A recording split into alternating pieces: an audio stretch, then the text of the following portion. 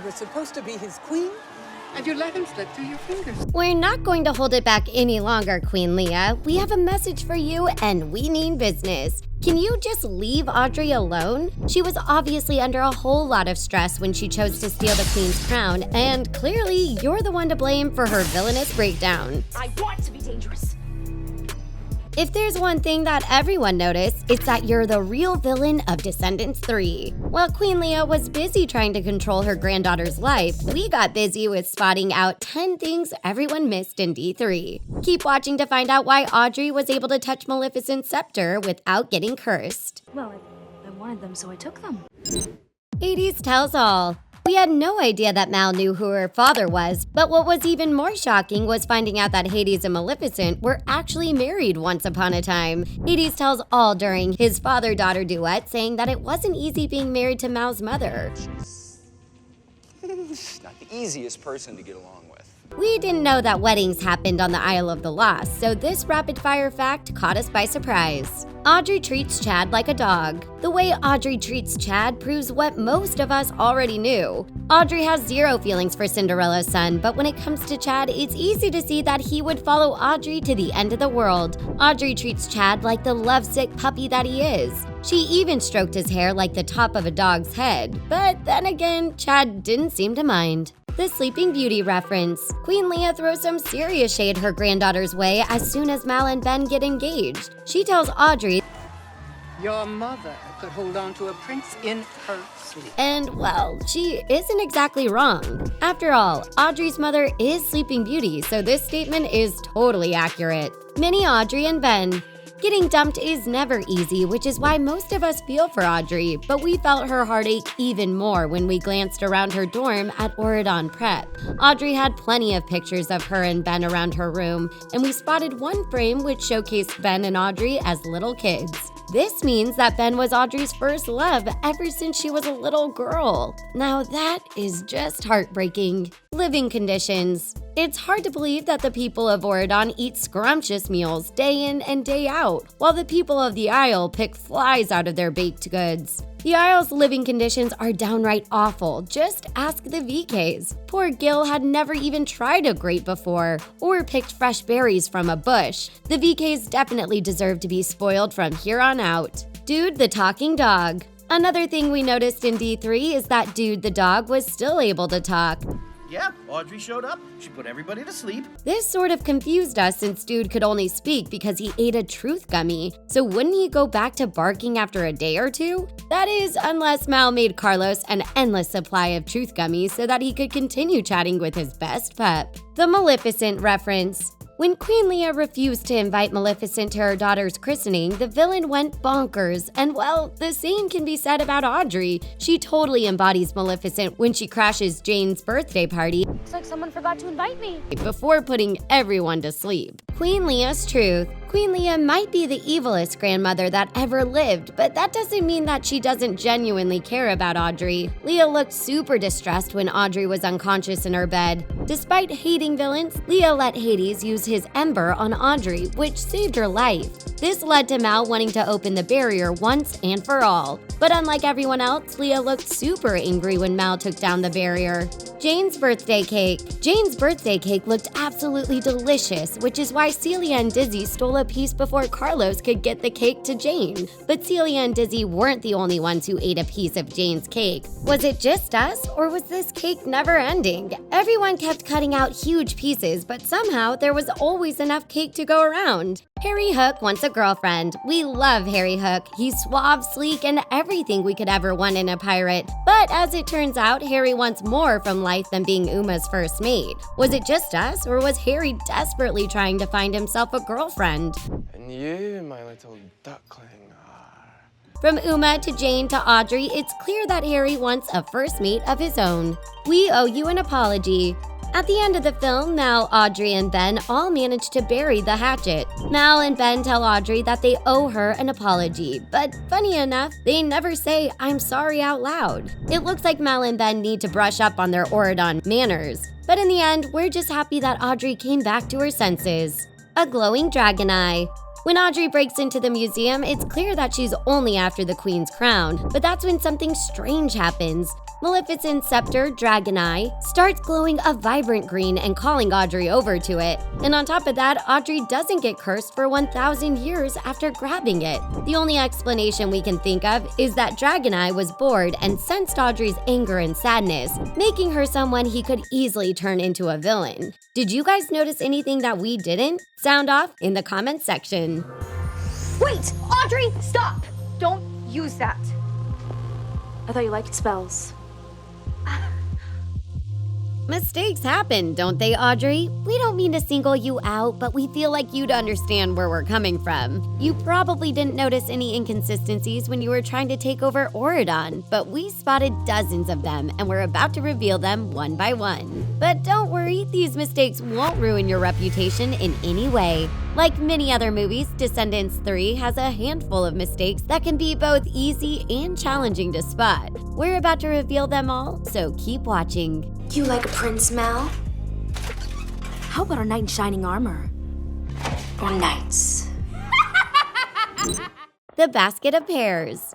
The Queen of Mean acts on impulse. If she gets mad, she curses whoever offended her, and if she wants answers, she questions whoever is next to her. She always gives them what she thinks they deserve. Chad Charming might be a follower, but he never betrayed Audrey's trust. Right before Audrey locks Chad in a closet, she questions him and throws a glass bowl at his head.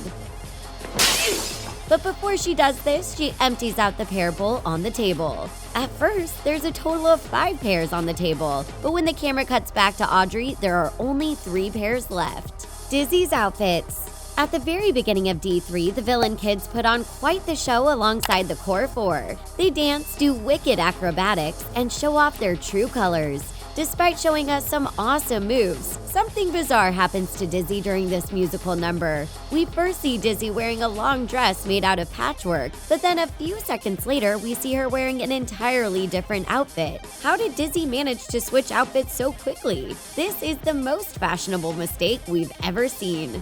Mal's powers.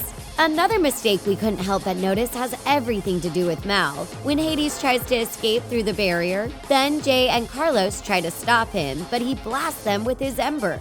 This causes Mal to transform into a dragon and take on her dear old dad. But Hades ends up blasting her too, and according to Mal, he was draining all of her powers. So why is it that Mal's powers didn't take a hit throughout the film? This is more of an inconsistency than a mistake, but it's puzzling nonetheless. The security guard.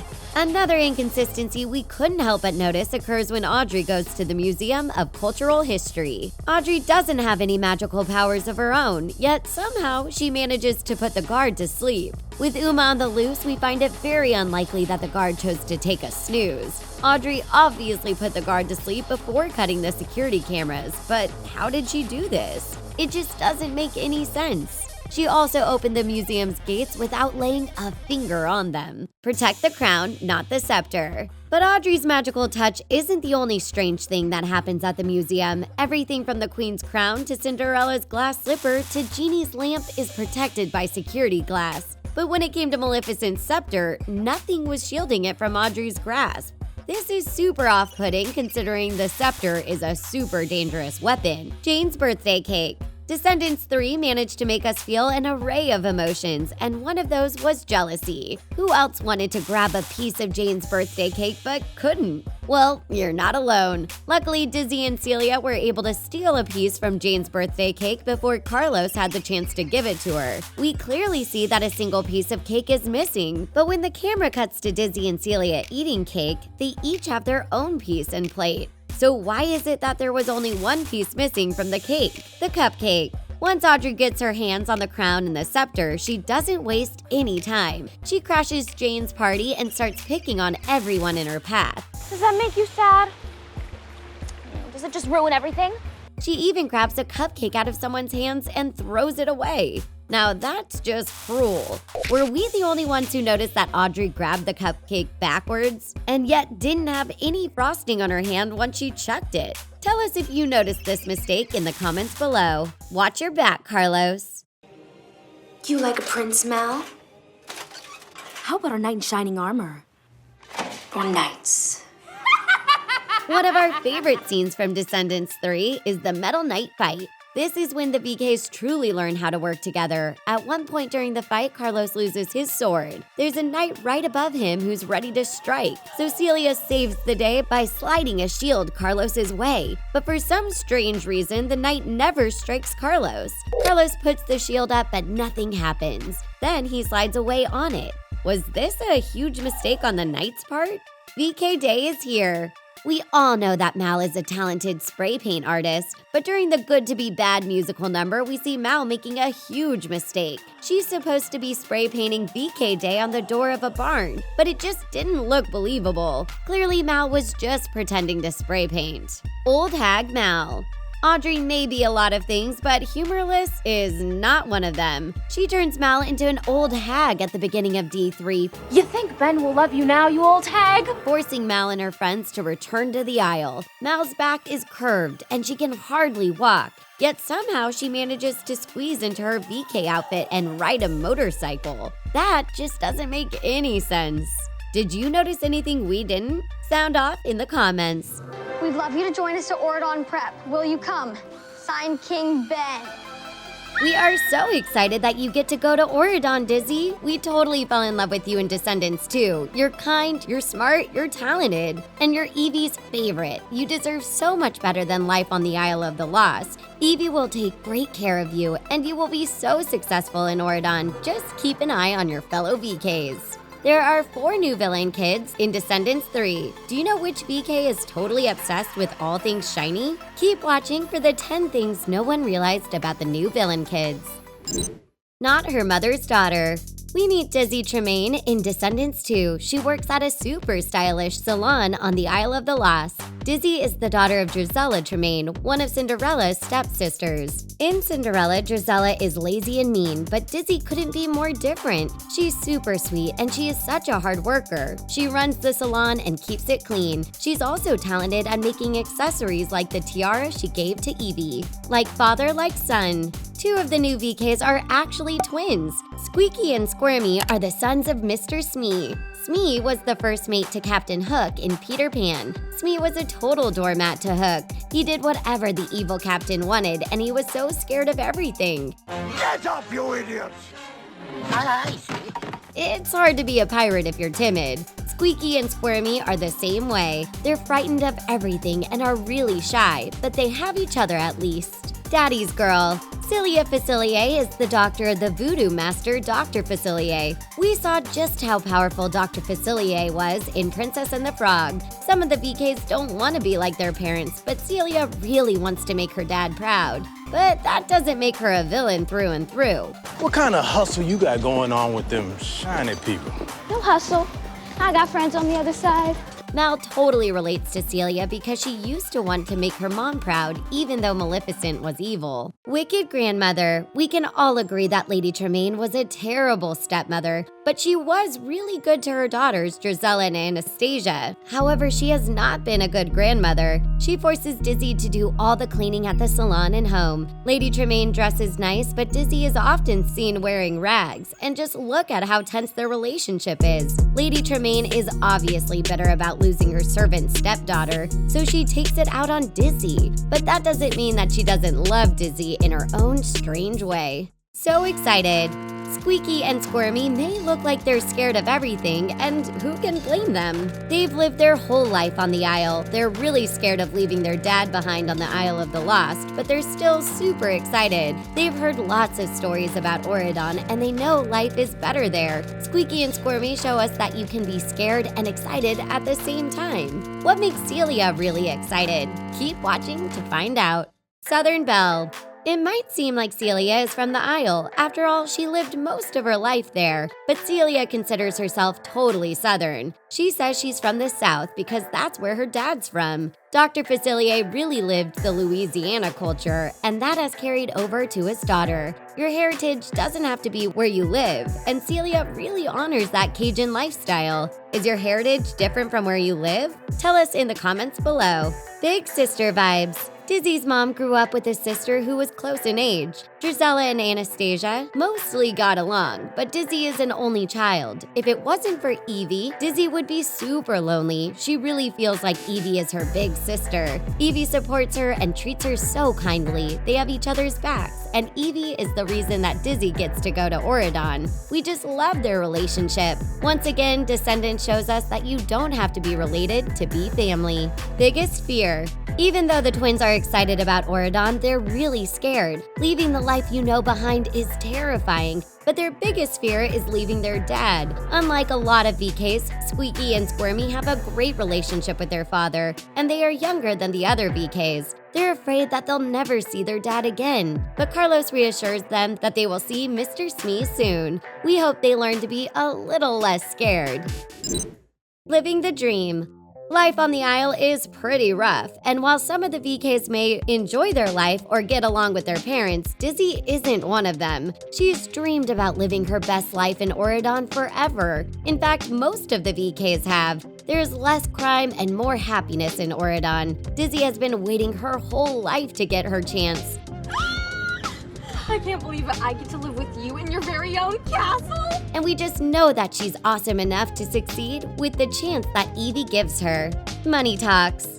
It isn't easy to be rich on the Isle. There are no castles, and everyone is kind of stuck being poor. So it makes sense that Celia is all about money. Life for Celia is about business and getting rich, and she isn't afraid to use less than legal means to achieve it. She's a skilled pickpocketer. We just hope she learns to clean up her act. Which of the new VKs is your favorite? Let us know in the comments. I was hoping you were home. Okay, Audrey, you really freaked us out in Descendants 3. We know you lost your shot at the crown, not to mention your boyfriend, but don't worry. You don't have to be the Queen of Mean to get what you want. We think we speak for everyone when we say we're glad you put down that scepter. But we have to be honest, your evil look was wicked cool. Before you judge Audrey, there are some things you need to know about her. She's not your typical villain kid. She's a good princess gone bad, gone good again. But here's what nobody realizes about Audrey in Descendants 3. Keep watching to find out who she's teaming up with after D3. Audrey didn't start out as evil. Sure, she was a little full of herself, and yes, she thought Ben was her property. We're not even sure she loved Ben, or if she was dating him so she could just rule Auradon. I was Prince Ben's girlfriend on the fast track to becoming his wife and the queen. Audrey was clearly bitter about Mal stealing everything she ever wanted, but she shocked everyone when she stole Maleficent's scepter and turned into the Queen of Mean. How did this happen? Let's start at the beginning and piece this thing together. At the beginning of the movie, Audrey wasn't planning on creating a sleep spell that knocked out all of Auradon. She had just returned from the salon, rested and fresh with a fabulous new makeover. You could see the look of complete and total shock on her face when Ben proposed to Mal. We watched Audrey's dream of being the Queen of Auradon shatter like a glass slipper. When Audrey broke into the museum, she didn't intend to go full evil. She just wanted to steal the crown. Did you notice that she didn't even put the crown on her head until after she transformed into evil Audrey? She was about to throw it away, but then the scepter hypnotized her the same way Maleficent hypnotized Sleeping Beauty. Some people thought that Audrey caused the guard at the front of the museum to fall asleep. But what if it was the scepter? Maleficent's scepter beckoned Audrey into the museum and lured her into going full villain. The scepter wanted her to take control of it. The magic in that staff was too much for Audrey to resist. She was under an evil spell which caused her to cast many additional evil curses. So, was it all Audrey's fault? Keep watching to find out.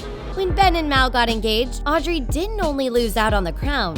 She also lost her first love. Ben was the only boy she's ever had eyes for. She had her future with him all planned out. We know that Mal didn't mean to do it, but she took it all away from Audrey. It seemed that Audrey had everything a princess could want, but did she truly love Ben? Audrey was betrothed to Ben since she was just a little girl. Perhaps her grandmother convinced her to love Ben despite what she really wanted. In Audrey's room, there are pictures of her and Ben going all the way back to preschool. Audrey was too young to be able to choose a partner for herself back then. Those photos were staged by Audrey's grandmother grandmother. Who knows if Audrey would have chosen Ben to be her boyfriend if she had a choice from the beginning? So who would she choose if it were up to her? We'll get into that a little bit later. It's obvious that Audrey only wants to make her grandmother proud. In fact, every action Audrey takes in the Descendants movies is tied to her need to please her Grammy. So when Audrey hears her grandmother's biting words of disapproval after Mal and Ben's engagement, it cuts her to her core. All she ever wanted was to make her Grammy proud. Our family status gone. Queen Leah's expectations of Audrey were impossible to achieve.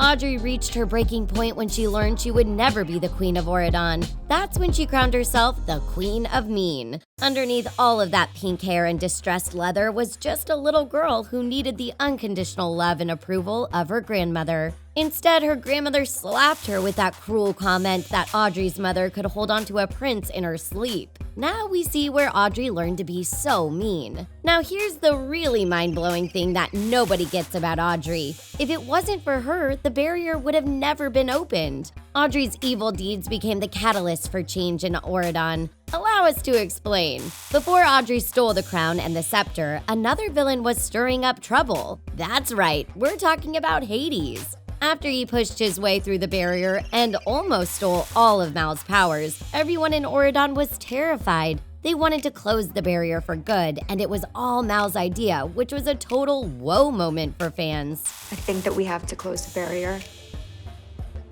Forever.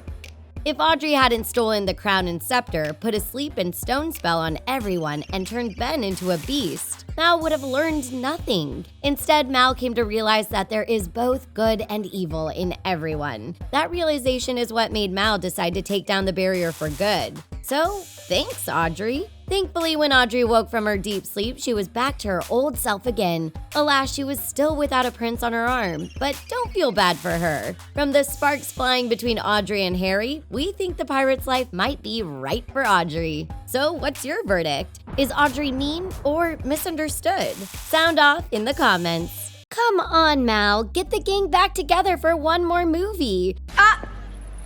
No.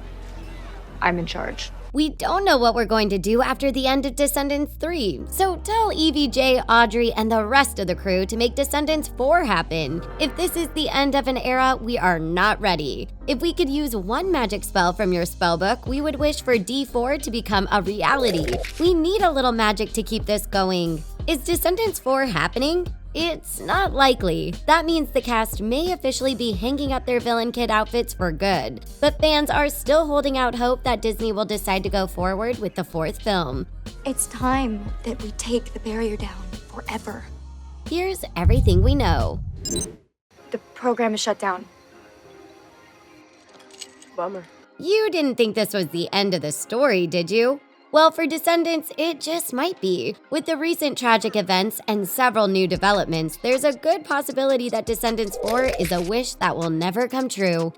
I'm sorry. I thought that I was afraid to tell you. That means D3 will be Disney Channel's final film for the franchise. Here's everything we've been able to find out about the fate of Descendants 4. The Descendants director is the first to confirm our suspicions about D4. Kenny Ortega. Kenny Ortega is the genius behind Descendants 1, 2, and 3, as well as the High School Musical movies. It would be nearly impossible for Disney to move on to Descendants 4 without Kenny at the helm as director. So when he took to Instagram to write a post thanking fans all over the world for sharing in their Descendants dreams, it seemed like a farewell. He wrote that the fans helped make their dreams come true. The video with this heartfelt caption showed a behind-the-scenes video of the Descendants 3 cast rehearsing for the movie. It seemed like his final goodbye to the possibility of Descendants 4. We all know that they lost an irreplaceable cast member, so how would they move forward after such a heartbreaking blow? Additionally, Kenny was discussing the possibility of a High School Musical 4 in the future. It would be hard for him to focus on Descendants 4 if he was going to be working on a new High School Musical for Disney. This is a pretty good indicator that D4 is not happening.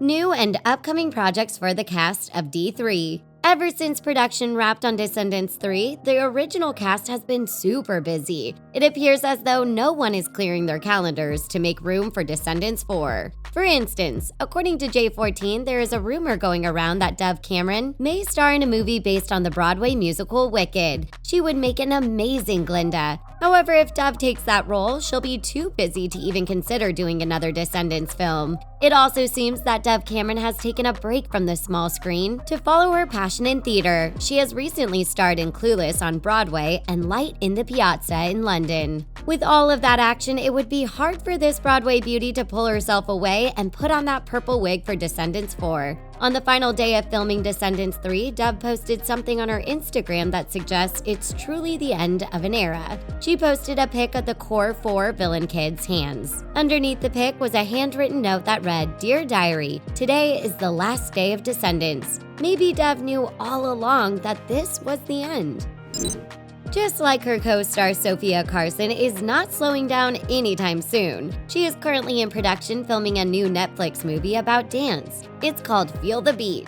Does that mean Sophia is hanging up her long blue wig for good? The idea that we may never see Evie again on the small screen after D3 is just too depressing. Sophia officially said goodbye to her character Evie on Instagram. She posted a picture of her with Dove, Boo Boo, and Cameron. The caption read, "Dear world, today is a wrap on Descendants 3. There will never, ever be enough words." She thanked the fans from the bottom of her heart, then really kicked us in the feels when she wrote that they will forever be our Evie, Mal, Jay, and Carlos. That seems pretty final, doesn't it? It appears that Boo Boo Stewart is also not clearing his schedule for Descendants 4. He has starred in a string of films and TV shows since production wrapped on Descendants 3. Most notably, he's playing the role of Vic Lakota in the upcoming TV series Paradise City. With the series set to air later this year, Boo Boo probably won't have much time for another Descendants movie. He hasn't mentioned the Descendants movies very much at all on social media. Maybe it's too painful for him to say goodbye.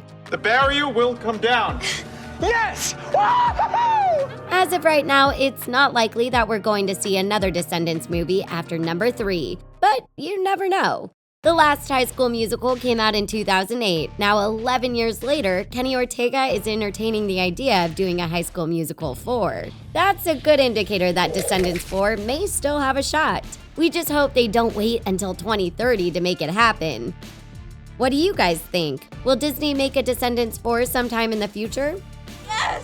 Let us know in the comments. Give this video a big thumbs up if you want to see Descendants 4 happen as much as we do. And subscribe to our channel to stay up to date with our latest videos. Thanks for watching The Things. See you next time.